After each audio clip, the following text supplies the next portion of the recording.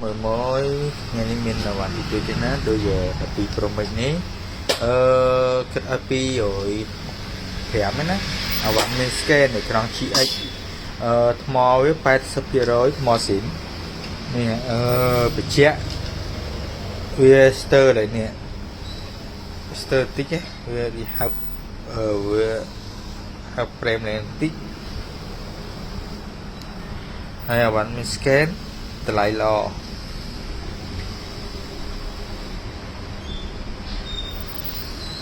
cameraច្បាស់មកក្រោយ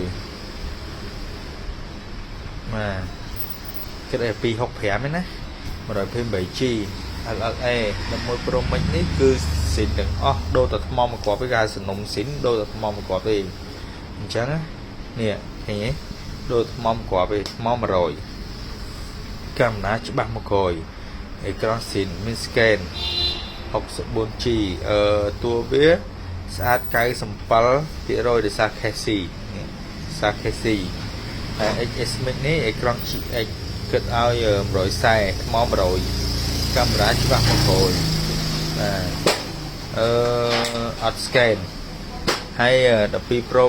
នេះទំនប់ SIM 256បានមាន scan ខ្ញុំដាក់ប្រើហើយតម្លៃវាគិត220ទំនប់ SIM មានស្រាប់ណា XS Max នេះអេក្រង់ស៊ីនគិត145អត់ scan ណាហ្នឹងហើយអត់ scan ដូរខ្នងផ្លប់ដូរខ្នងម្លឹកកាមេរ៉ាគឺច្បាស់មកក្រោយដូចគ្នា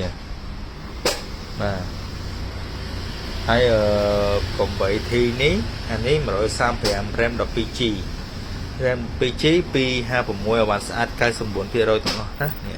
ឲ្យបានយកពីកន្លែងបោះដូរមក256G ទាំងអស់RAM 12កាមេរ៉ាច្បាស់មកក្រោយច្បាស់កប់អានេះ RAM 8 RAM 8នេះគិតឲ្យ125ខុសត្រូវ10រៀលណា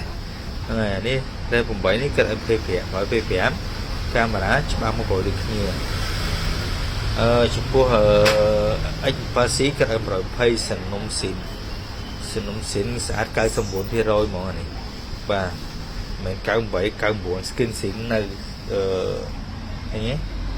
គិតឲ្យតែ120ឯង Note 10 Plus នេះគិតឲ្យ115វាបែកខ្នងបែកក្រោយតែខ្សាច់អេក្រង់ស្អាតអត់ដានអត់ជាប់ណាខ្សាច់អេក្រង់ស្អាត RAM 12G 256G A16 អេក្រង់ស៊ីនជាប់តួមកដើមគិត50ណានេះខ្ជិលញីងោះ99%នេះអូខេ